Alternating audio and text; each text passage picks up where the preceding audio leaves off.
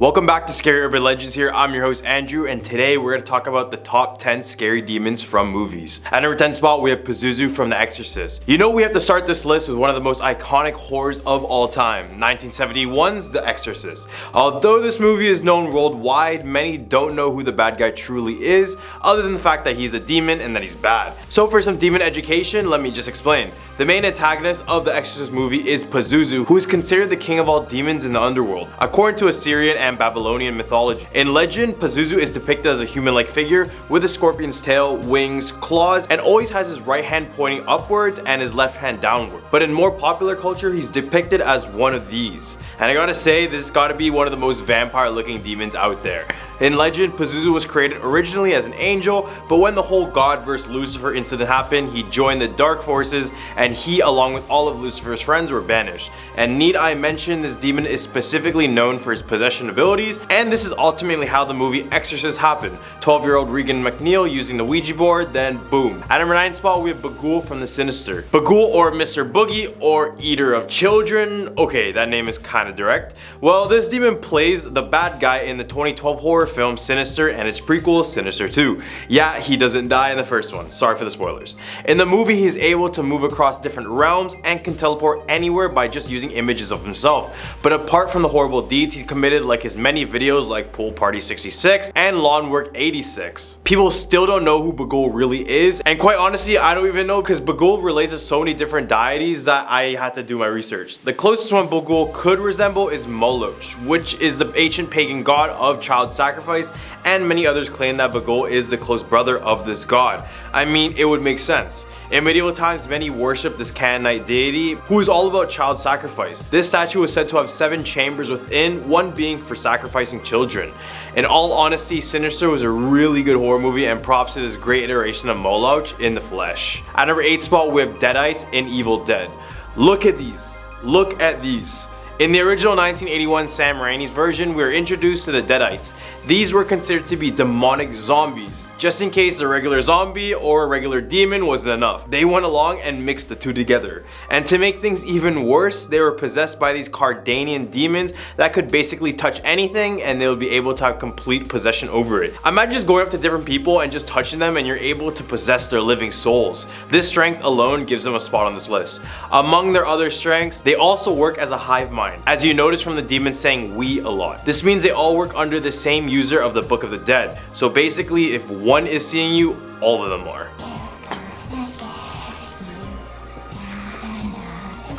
At number 7 spot, we have Valk from the Conjuring universe. Perfectly portrayed by Bonnie Aarons, Valk is a powerful demon that manifests as a demonic nun to both mock the faith of its enemies and to hide among them. It also hides its title as the arch enemy of the Warrens. Lorraine Warren in particular, with the rivalry starting when she exorcised from Maurice towards the end of its original film.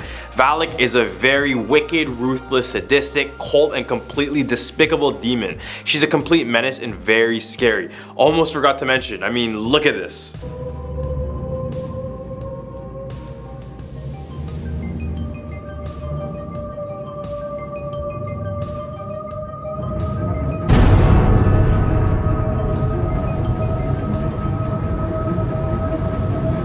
That scene shook me in the theaters, and I won't even lie. Apart from the film, Valk exists in past mythology as well. Valk is known as the great president of hell, with over 30 legions of demons at his command. Valk manifests as an angelically winged boy riding a 2-headed dragon, and it possesses the power to find treasures. In the case of the film, Valk's treasure was the vision of Ed Warren being impaled, which it offered to his wife Lorraine as a gift. At number 6 spot, we have Payment from Hereditary. If you haven't seen this movie, go give it a try. I feel like it's one of those horror movies where you need to show someone who's just getting into the genre, except for the fact that someone gets decapitated. Yeah, about that. 2018's Hereditary is a horror movie that gives a sense of realism on a human level. Doesn't even need jump scares, but instead it uses the ambience in the story to carry its unsettling story. At the end of the story, we see the son summoning Payment in order to possess his body and walk the earth. So who is Payment? Well, let me say King Payment. He is considered Lucifer's most obedient devil, which is also the reason he has 200 legions of demons under his rule. He's often depicted on top of his camel wearing a crown made with precious stones. He's also believed to be one of the best teachers of arts, philosophy, and sciences, which is another reason why he so easily has access to humans and is able to possess them with ease. In the hump of our list, we have Krampus. Every single December, all families come together and they anticipate the arrival of Saint Nicholas, aka the one and only Santa. As we all know, Santa rewarded those who acted good, but what really happened to those who acted bad? Not just the Cole story. This is where this guy comes in. Krampus appears as a tall, hairy beast with hooves and the horns of a goat. This Christmas demon is celebrated in some countries around the world, including Germany and Australia.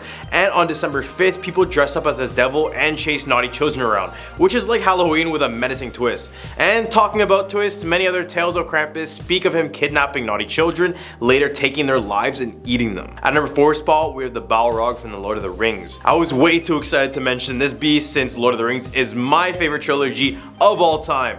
Debate me, I dare you. So in Lord of the Rings mythology, Balrogs were originally considered to be Maiar, which were these angelic spirits existing before time itself. This is all due to Eru Ilúvatar, who is basically the god of this universe. So all was good, and then came along a guy named Melkor, who is basically Sauron's teacher. He decided to corrupt and deceive the Maiar until they joined his rebellion against Eru Ilúvatar. So once they took human form, they appeared as these terrorizing humanoid fire beasts known as the Balrog, which directly translates to the demon of might. The Balrog we do see in the Fellowship of the Ring was named Durin's Bane, who is basically responsible for many deaths of dwarves in the kingdom of Khazad-dûm. All the way at number 3 spot with Abalam from The Last Exorcism. The Last Exorcism, which was released in 2010 and directed by Daniel Sam, is one of the most iconic demonic possession movies of all time.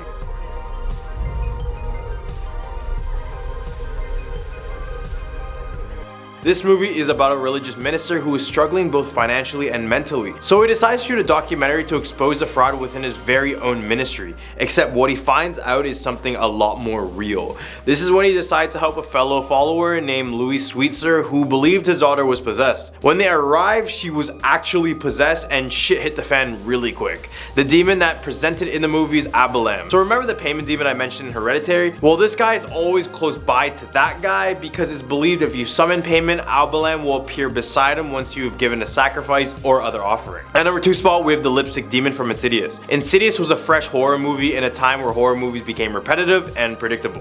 Its use of sound was surprising to many, and I don't know about you, but the intro that shows the word Insidious in all red with the loud music actually scared me so much.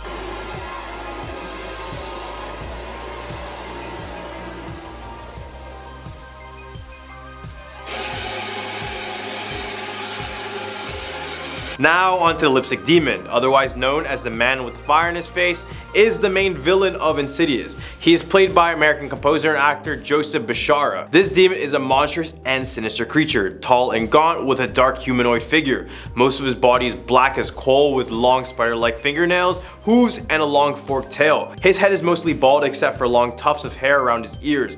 Although he does not wear any sort of clothing, he often wears silvery metallic claws over his own fingers. But what's more creepy, other than the fact that he can possess the living, is that he loves the Tiny Tim song Tiptoed Through the Tulips. So play a little bit of a snippet for me. At number 1 spot, we have the Mammon from Constantine. So this is Lucifer's son. Need I say more? Well, if anyone hasn't watched the movie Constantine, Mammon attempted to make our human world his own personal kingdom, and he planned an invasion using many of his demons from hell. He is Lucifer's son, so he can do whatever he wants basically.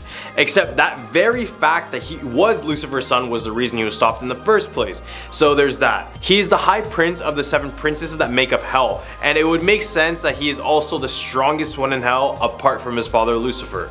He is considered to represent wealth, as his name in Hebrew means money, and he is referenced many times in the Bible for being the opposite to seeking for God's wisdom and his likeness. Well, these are the top 10 scary demons from movies. What more should we do from movies? Let us know in the comment down below. I'm your host Andrew, and we'll catch you guys on the next one.